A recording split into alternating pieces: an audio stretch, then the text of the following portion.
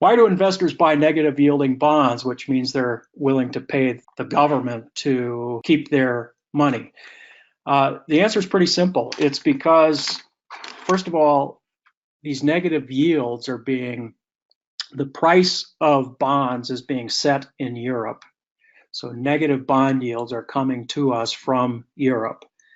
And the reason I make that point is because in Europe, we're seeing a rising supply of global savings chasing a fixed supply, nearly fixed supply of German bunds. And so savers are being faced with no choice other than to put their money, the money that they want invested safely over the long term, into either their checking accounts or into fixed income instruments. Well, it turns out that even their checking accounts are being charged by banks by virtue of the ECB's negative interest rate policies. And so the bottom line is that European savers have no choice other than to invest in negative yielding instruments if they want super high quality sovereign instrument. I think there are some corporate bonds in Europe that still are positive yielding, but those would be very close to zero. So again, the answer to the question is, why do investors buy negative yielding bonds? Because they have no other choice. And I would further broaden that to the notion that the vast majority of the bond market is owned by institutions, insurance companies, mutual funds, and so forth, and they have no choice other than to stash the money in high quality instruments, which currently are negative yielding and could go even more negative. And that, in large part, was also a function of the European Central Bank's massive bond purchases, which further eliminated the supply of available bonds in which to invest money. Question number 5, since bond yields appear to be going lower, should we decide to go longer on the maturity level? And my answer to that is no, not necessarily, unless you want specifically to make a wager that long-term bond yields are going to go either even further negative, in which case, yes, you'd make money by stretching out maturities. To the extent that yields go lower, you can make a capital gain. The further out you go, the greater the gain, but it could cut the other way if bond yields were to rise. And if you go further out the maturity spectrum, you could lose money. And from a 1% bond yield, if bond yields went to 2%, I think you'd lose 16% on that bond. So I don't think that's a good strategy. I think you stick with a conservative maturity spectrum strategy, which to me means, stay short to intermediate, because I just don't know where the long end of the curve is going to go. But I don't think you want to be gambling with your client's money by stretching out maturities. Number 6, the president is trying to limit immigration to the wealthy. How? Fritz, yes. These numbers are out of, you go from 1 to 5. Yeah, and that's because the questions 2, 3, and 4 I'm going to address in just a minute with slides. And so I extracted those questions and I pinned those to the top of the charts that I'm going to be using. Okay, so, okay. But this is the order in which we received the questions. Okay. The president is trying to limit immigration to the wealthy.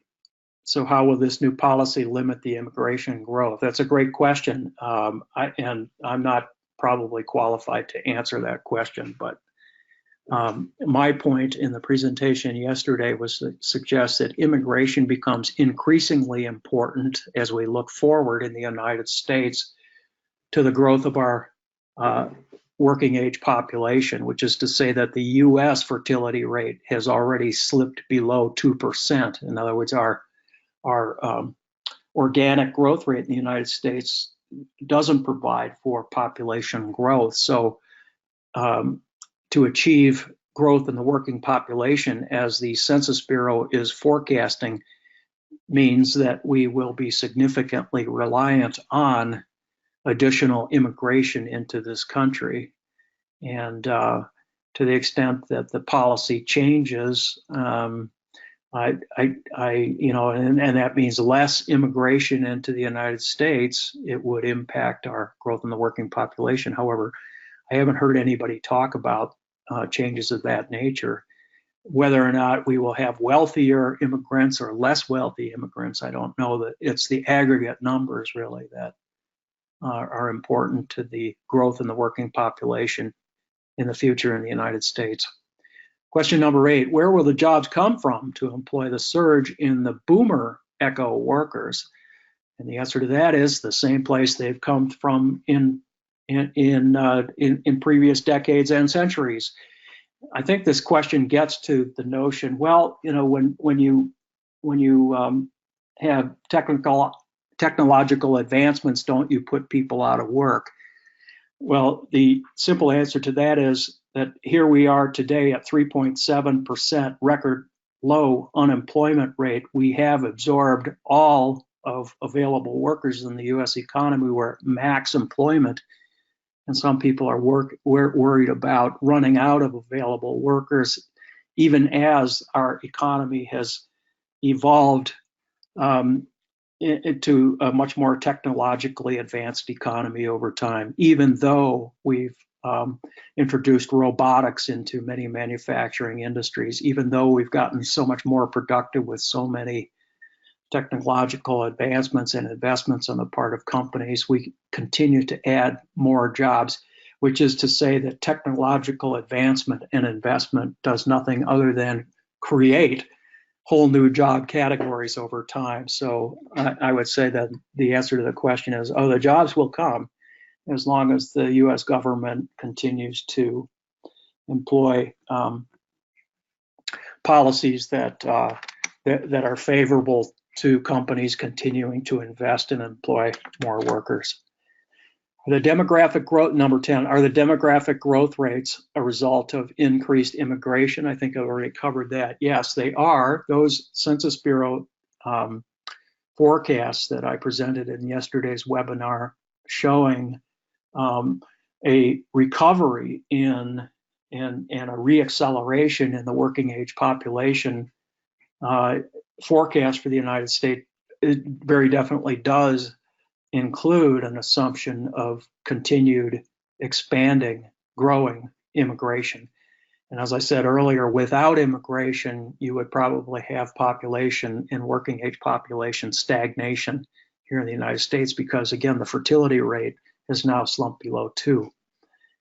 Number 12, can our market stagnate like Japan for 30 years? I doubt that. I seriously doubt that. Remember, the two independent variables that drive economic expansion for any economy are, first of all, growth in the working population, growth in the labor force, and productivity gains.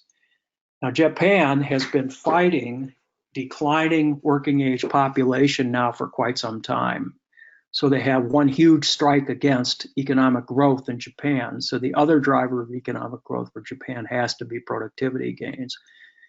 Well, that's not what is in the forecast for the United States. For the United States, we have an estimated continued growth in working age population plus estimated continuation of productivity gains here in the United States, so that the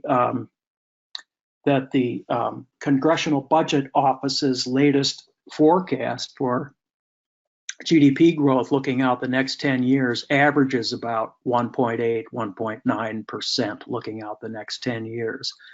And while that number is substantially less than the 3, 4, and 5% GDP growth rates we've seen in the decades following World War II, nonetheless, it's still positive as we look forward. So that is not stagnation. And again, the principal reason is the demographic difference, that the very different profile of demographics here in the United States compared to Japan. Number 14, why would investors keep accepting negative yields on 30 trillion of bonds? Again, going back to my response to question number 1, it's because they have no choice. Again, this is such an odd situation, but if right now, if you're just an average citizen in Europe and you put your cash in the bank, you just leave your cash in the bank, you're actually getting charged for putting cash on deposit in your checking account in Europe, if you can believe it.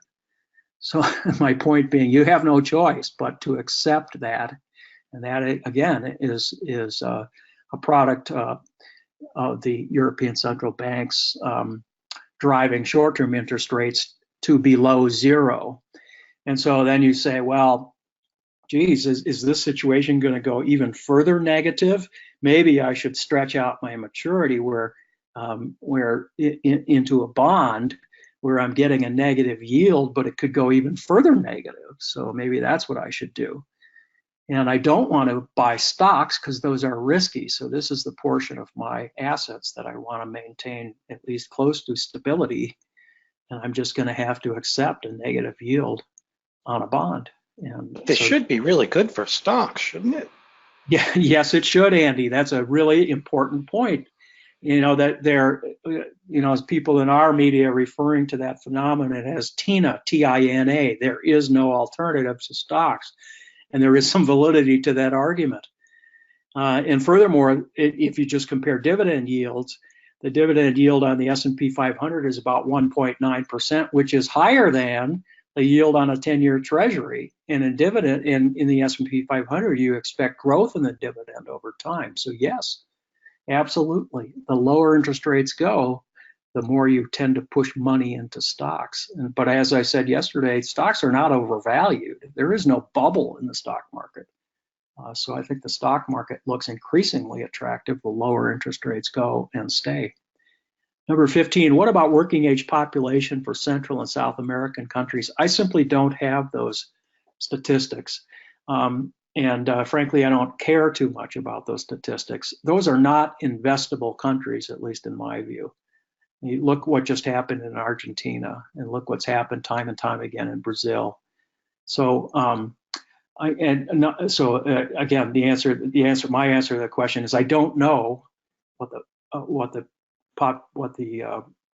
working age population profile is for Argentina and Brazil, nor do I think it's particularly relevant from an investing standpoint. And number 16, over what period of time should we expect a 6% weighted expected return? 10 years, 20 years?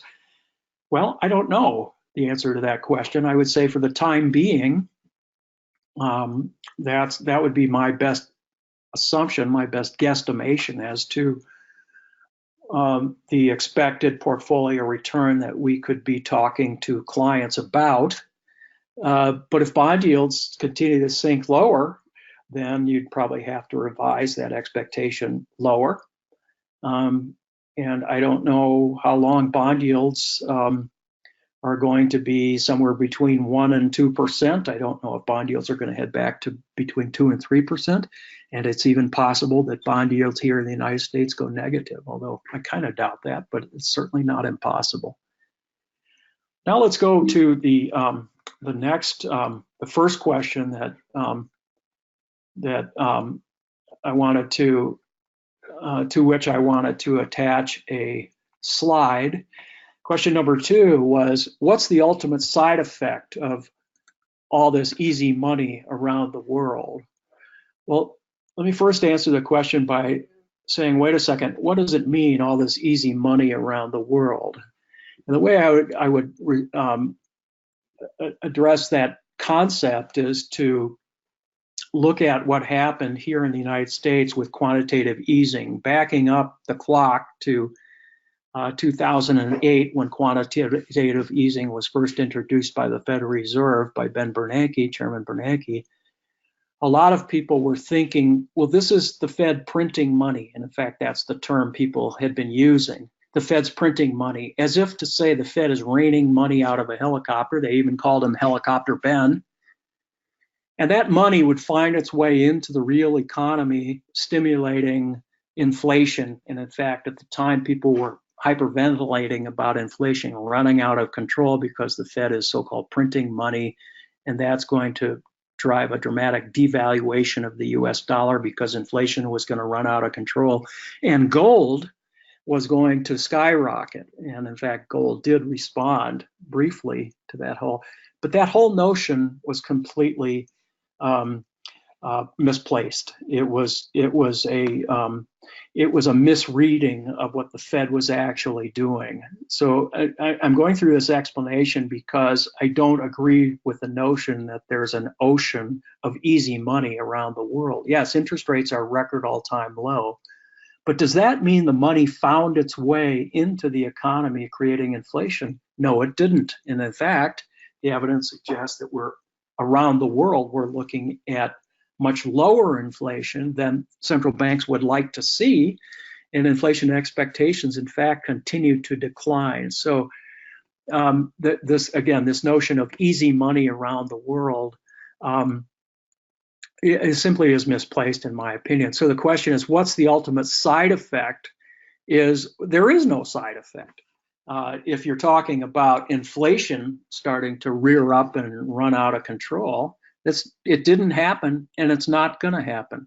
Now, why is that? Well, let's look first of all at the monetary base in this slide. And so this is the US's experience with quantitative easing, and it's very similar to Europe's experience. The monetary base went from 800 billion to 4 trillion. So that's a quintupling in the monetary base. And meanwhile, in the upper data series in this chart, you're looking at the money supply, the growth for which never deviated from this 5.9% compound annual growth trend line. In other words, a quintupling in the monetary base had no effect whatsoever on the money supply.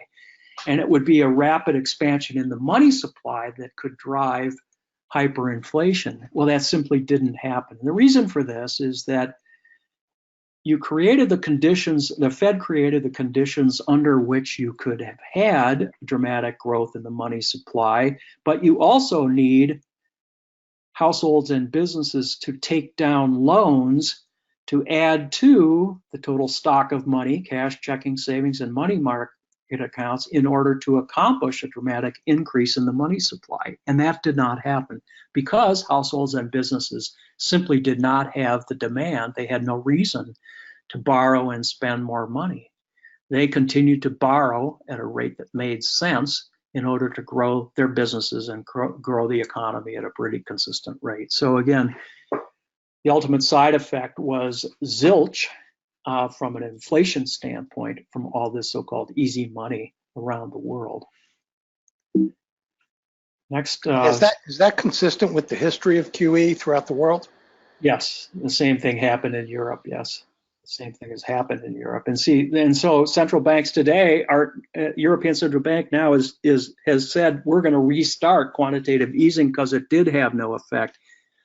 We're seeing declining inflation and inflation expectations because QE is having no effect, essentially. Yeah, I meant prior to the U.S. experience with QE. There had been no previous experience with quantitative easing.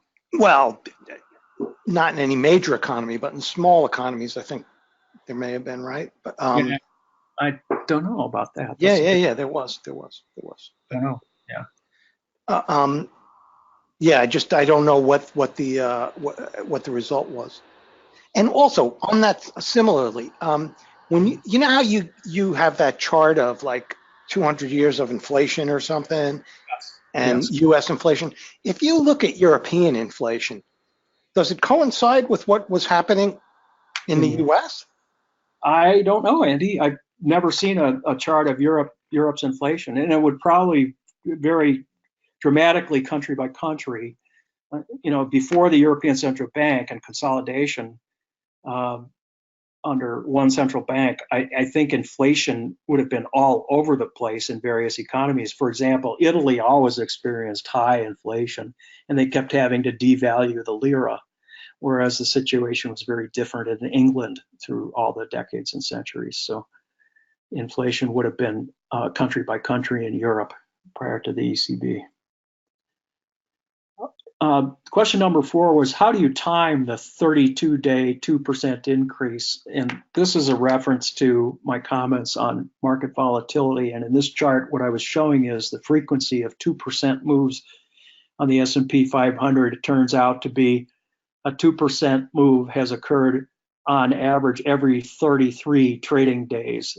And this was a comment made by Goldman Sachs in the Wall Street Journal. So I didn't actually compute that, but it looks about right. And I furthermore said a 2% move like we had today, we had almost a 3% move. 2% move is 520 points on the Dow, with the Dow at 26,000. But back to the question, how do you time that? I wasn't suggesting that you should try to time that. I was simply making the observation that it just occurs to me when you look at this chart, if you're going along week to week, month to month with clients, and suddenly a client adds some cash to his account, and you say, well, should I plug that in today, or should I wait, or should I dollar cost average? It just occurred to me that, well, maybe a good strategy is wait for the next 500-point drop in the Dow, which has been coming around pretty routinely, pretty consistently every 33 days on average. Maybe that's the time you make a move to inject new cash into a client account. That's all I was suggesting. But I wouldn't try to time the markets in some fashion. So the next question is, isn't the parabolic stock graph also driven in large part by margin and leverage, which creates a certain degree of bubble? No, I don't agree with that. First of all, I don't think there is bubble. That was the point of my showing you this chart. And again, the importance of this chart is to suggest that something that looks like a bubble is actually not a bubble. And my observation was the more than quadrupling in the stock market from the March 2009 bottom to the present day, during which time the market in this chart went from a little over 200 to 1,400. Looks like a bubble. It looks like the market has gone parabolic, which is the word that this questioner used, but in fact it's not. It's not, in the sense that this is exactly what a data series compounded at a constant rate looks like if you plot it on an arithmetic or linear scale, which is the y-axis in this chart. And I further went on to illustrate, well, if you move this to a logarithmic chart, it straightens the line out perfectly. You have a perfectly straight line. And so number one, I don't think you're looking at a bubble in the stock market. And secondly, and perhaps more importantly, no, this has not been being driven by substantial increase in margin debt. So in the top panel in this chart, you're looking at margin debt plotted against the S&P 500. You can see the margin debt actually has declined most recently compared to the S&P 500, where historically the two move in lockstep. And that's the important takeaway. Margin debt, people sometimes hyperventilate, and they always, periodically make this case that stocks are being driven up unreasonably by excessive borrowing and on margin. And usually that's not the case. You may have been able to say that in this chart in the top panel. Look at 2007, before the collapse in the stock market. Yes, there it does appear that margin debt was getting out of control a little bit, and then we had the collapse, and margin debt had to be called in. But certainly in the present time, actually margin debt looks very low compared to the historic trend of margin debt, more or less tracking the S&P 500. And then that same observation is again illustrated in the lower panel, where margin debt as a percent of the value of the Wilshire 5000 is actually lower than it has been. The 2.4% average goes all the way back to 06, 07, and we've declined to 2% lately. So no, I don't think the stock market has been pumped up unreasonably by excessive margin lending. Question number 7 on the top of this chart. If working age US population is growing, does that mean the Social Security will be helped? And here is a reference to working age population. What I was talking about is that given the live birth profile for the United States, then the peak in US, the baby boom the peak retirement years, as you see in this chart, will be from 2022 to 2026. That's only starting 3 years from now and for the ensuing 4 years. So you have a flattening in estimated working age population, which is followed by this reacceleration, expected reacceleration in growth in the working population. And that's because this age wave, the echo boom so-called, is coming behind and then more than replacing the number of people exiting the workforce in every year. So I just wanted to refer back to the slide that I was talking about where we really are expecting a reacceleration in working age US population, which turns out to be so significant, especially in comparison to the other major economies in the world. So will that help our Social Security situation? The answer is very definitely, because in this chart, you look at the age dependency ratio for the United States versus our other major economic competitors.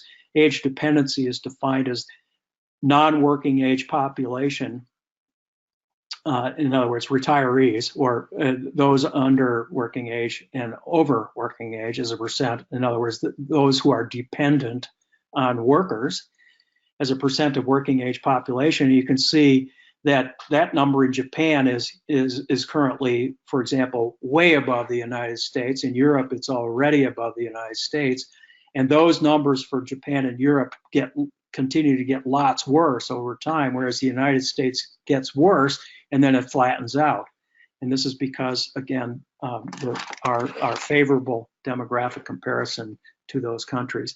So as we forecast demands on Social Security, you can see in this chart, this is the Congressional Budget Office's forecasted expenditures on Social Security. You can see those rise here, but the growth in Social Security payments as a percent of GDP is actually lots less than the gross estimated growth in healthcare spending, for example. All of which, though, pales in comparison to this long-term federal spending as a percent of GDP forecast, and this is the long-term forecast prepared by CBO going out to 2050. So even though we do have a relatively favorable demographic in the United States with an estimated resumption in growth in working age population, we still are facing very significant budget issue and deficit spending, which will have to get corrected at some point in time. So I would say on the one hand, yeah, it's a favorable demographic. On the other hand, the federal government's going to have to do something about the deficit as we move forward. It's not just Social Security, but it's Medicare and Medicaid and other federal program spending. Fritz, even with the beneficial, the good demographic outlook for the U.S., are you saying that we still need to add to the labor force with immigration? I'm sorry, we still need to what? Add to the labor force. With immigration? Yeah, to get more workers. Yes. And in other words, what's baked into these population and working age population forecasts by the Census Bureau and by the World Bank in this case, and by the United Nations in their forecasts, is the assumption that the United States will continue to accept substantial numbers of immigrants.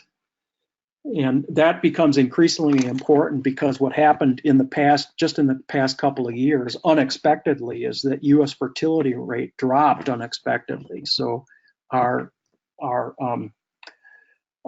native additions to population, live births, have dropped lower than had been expected, and so immigration becomes increasingly important to the extent that we want continued growth in the working age population in the United States.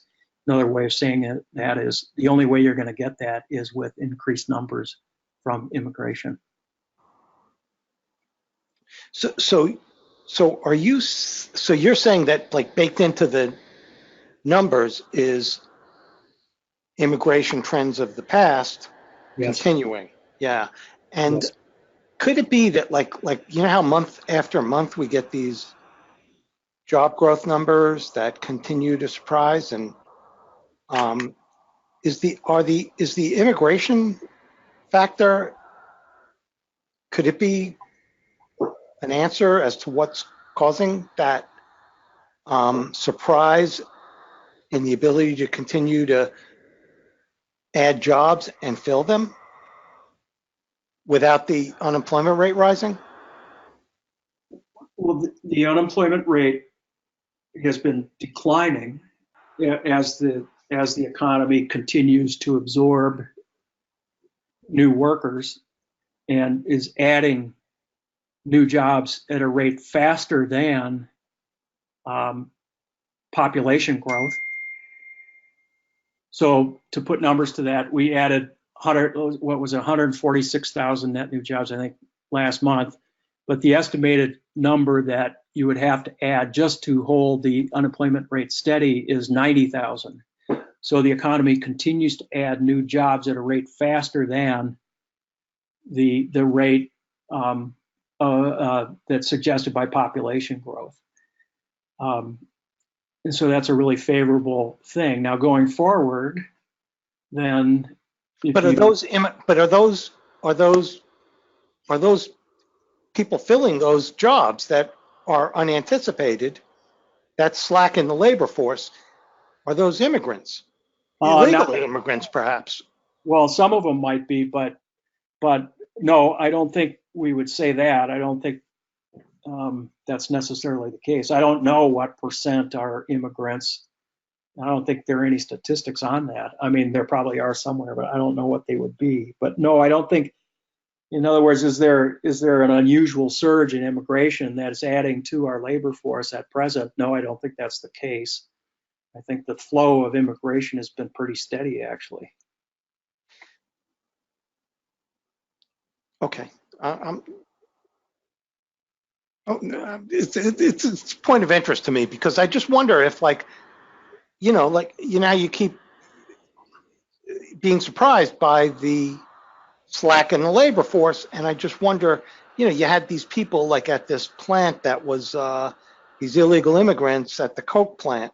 Yeah. These are people that they have jobs, and I'm just wondering if that's how we keep filling these jobs, is because. Yeah. Well, that's a good point, and it's a good question. It may be so. Yes. I mean, maybe that's part of it, and I guess that would all be going undetected. So, so maybe that's part of the surprise, I guess, Andy. That's a possibility. And that's what I was wondering. Yeah. Okay. Thank you. Question 11, aren't stock prices driven in part by supply and demand, hence the importance of stock buybacks? The importance of stock buybacks is put it this way, the narrative that stock buybacks have been pumping up stock prices is a fiction. And I think it's a really good, important point and a great question. And the reason I say it's a fiction is because Ed Yardeni is the guy that's done the most work on in this subject. And so 2 slides with respect to, in answer to this question. First of all, this slide, in which you see buybacks as a percent of market cap, are not unusual at all. This data goes through the 3rd quarter. I have to update this chart, but you can see that as a percent of the market's total market cap, buybacks have been averaging 0.8%, and that is the same number that we saw 15 years ago. So there has been no surge, even though in billions of dollars, as you can see in the top chart, and this is the number that a lot of the newspaper reporters focus on. Well, look at this surge in buybacks in dollars. Yeah, but as a percent of market value, that's the number that matters.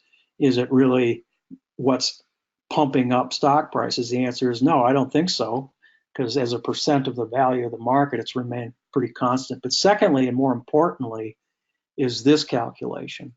Here we're looking at operating income per share versus aggregate operating income, which is to say the real question is, are stock buybacks shrinking the total number of shares outstanding on the S&P 500, thereby inflating earnings per share thereby pumping up the price of stocks. Is it stock buybacks that's doing that? And the answer, according to this data, is no, because if share buybacks were decreasing the number of shares outstanding,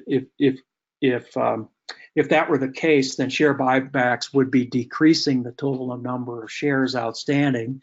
And in this calculation, it suggests that no, that's not happening. And the reason it's not happening, and the whole punchline here, is expressed in this lowest panel. And this is a quotation from Yardeni. Buybacks have very little to do with returning cash to investors or boosting earnings per share by reducing the number of shares outstanding. They are mostly driven by stock compensation plans. So buybacks are mostly about the process of redistributing shares from public market sellers to employees. So here's the real story. Companies have been consistently issuing shares to employees who then sell them in the public market, and share buybacks are retrieving those same shares. They are offsets to the number of shares companies are issuing to employees. And I think that's really an important point. So again, the punchline to this question, aren't stock prices being driven up by buybacks? The answer is no, they're not, on balance. Number 9, many economists and most scientists are calling for a carbon tax and dividend policy to work towards a sustainable economy. If we transition away from fossil fuels by 2050, how would this impact your view of the equity and bond markets? Well, let's take that last supposition first.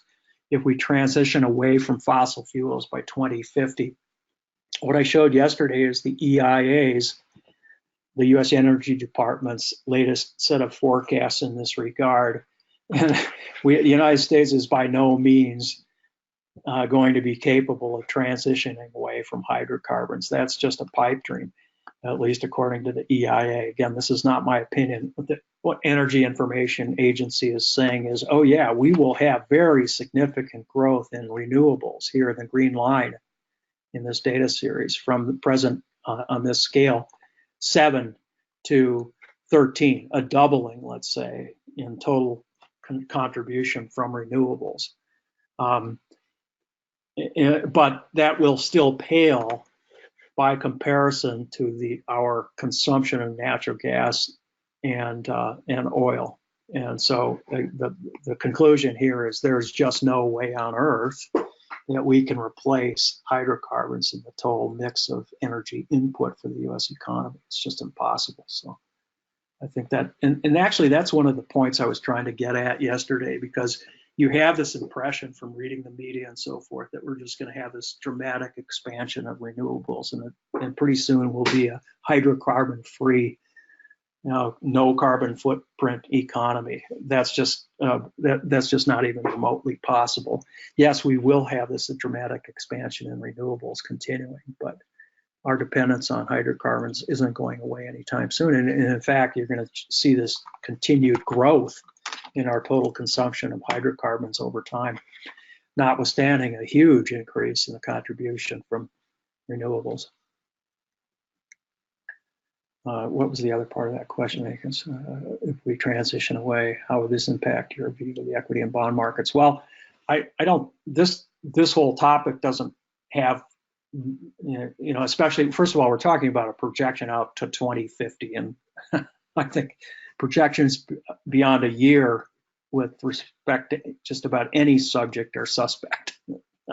So I take all of these with a grain of salt. But secondly, this topic really has no impact. It really it doesn't play any role in my view of the stock and bond markets looking out the next couple of years, which is really as far as I'm willing to look.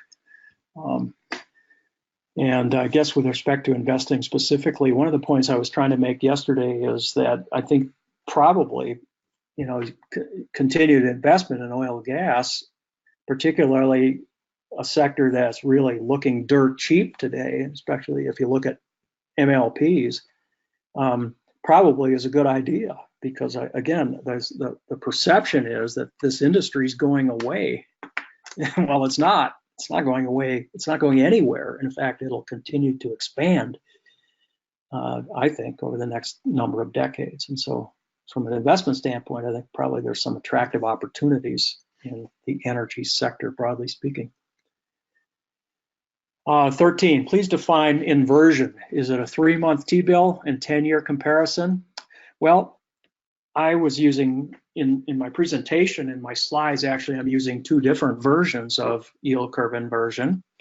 The first version in this chart is taken from the U.S. Department of the Treasury's website, where they show the yield curve, and there they use the 1-month Treasury, 1-month T-bill, compared to the 30-year T-bill.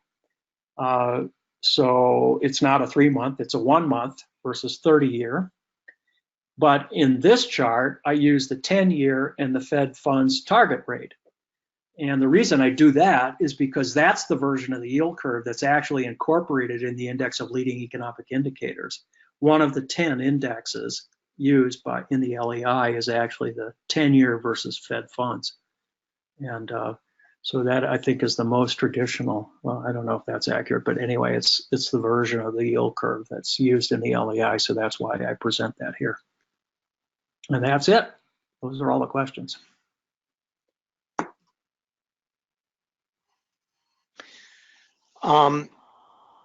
Fritz, the stock market dropped a little bit today.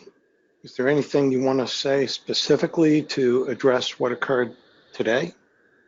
Yeah, I think it's a great question. You know, and I was watching TV most of the day, or at least watching the screen on mute. And the headline all day long on CNBC is stock market. What is it? It's the point is that CNBC continues to make is that record low bond yields are reflecting the expectation of global recession. In other words, that investors are scooping up long-term yields in because they're scared to death.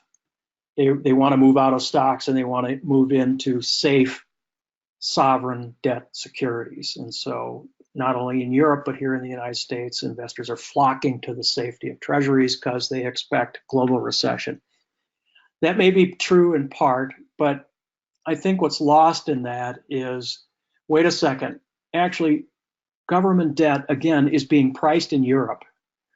And so the US Treasury market is clearly being driven by European bond yields, at least in my view. And again, a big piece of this negative bond yields that I think is being underreported and underestimated is this demographic shift, this very fundamental shift that the world has never seen before. And I think we're only in the early innings of investors actually comprehending what's going on. It's not necessarily that the U.S. and global economies are heading for a recession. In fact, I showed you yesterday the IMF's most recent global economic forecast tweaked higher estimates for both the United States and Europe, and only shaved by 0.1% their global GDP forecast. That forecast is only 2 weeks old. So in other words, what I'm saying is people, I think, are to some degree misinterpreting what's going on in the bond markets, and they're panicking by selling stocks, thinking that the bond market is telling us we're heading for recession, whereas I don't think we are heading for recession. And I think probably the perceptions will swing back as the economic data continues to, here in the United States, to be pretty good. While you were saying that, Fritz, I just texted you something. Could you open up what I sent you? Take a look at it. It's a shot of CNBC right now. I just wanted you to look at it, and maybe it might. Big bond. Okay, so that's exactly what I was trying to. The thing was. Go ahead. So yeah, so this guy. Which guy? Well, I don't know if the guy that you. Yeah, the handsome guy here, the live Raleigh, North Carolina, Morgan Creek. So that's the point CNBC's been making all day long. Record low bond yields are giving a warning that the global economy is sliding into recession. And my point is, no, I don't think necessarily that's what bond yields are saying. Oh, there it is. There he is. I see the guy that you just sent me. He's on CNBC right now. And so I'm saying, no, there is a different reason there's a very significant different reason, different from this expectation of global economic slowing, and that is this whole demographic and this whole chase for safety and yield with a growing global glut of savings versus a shrinking supply of German Bunds. And that's where bond yields are being priced. In the Bund market, the European Central Bank has been playing into the same thing, threatening to restart quantitative easing in Europe. That'll probably drive their bond yields even lower. Bond bubble about to burst, Fritz. Yeah, no bond bubble, I don't think is about to burst. Yeah, and that's been on all day, you're saying? What? That's been on all day, is what you're saying. Yeah. That sort of bond bubble's about to burst. And that means, okay, so bond yields are going to reverse course and start rising? I don't think so. Not when the European Central Bank is saying, well, in September, we're going to restart quantitative easing. We're going to restart buying. We're going to take bond yields even lower. Why would you say bond bubble is about to burst with that as being the next step on the part of the European? That's just nuts. Yeah, I got it. That's pretty cool that we got it live like that. That's fun. I'll have to throw that in there. Yeah, that's not what I would say. And again, this is a really great subject, Andy, because what we're witnessing here is something that no one's ever seen in the history of financial markets, at least as far as I know history. No one's ever seen negative bond yields ever, anywhere, anytime. So we're dealing with, and that's why I said yesterday, I think the Fed is just now coming to grips with what's really happening and the reason for these super low interest rates. And the fact that they had this whole scenario planned out, backing up 2 years when they mapped out the strategy of taking the Fed funds target rate to 3%. It was all predicated on bond yields going from 2% back to 4%. And lo and behold, that didn't happen. In fact, the opposite happened. And then the Fed's here, twiddling their thumbs, saying, well, well, maybe we need to knock short-term interest rates back down, because who wants a significantly inverted yield curve? Nobody. And so what I'm saying here is I don't think the Fed has really appreciated even the importance of this global dramatic shift, and it's not a short-term phenomenon. It's something that's going to play out over a generation, very likely.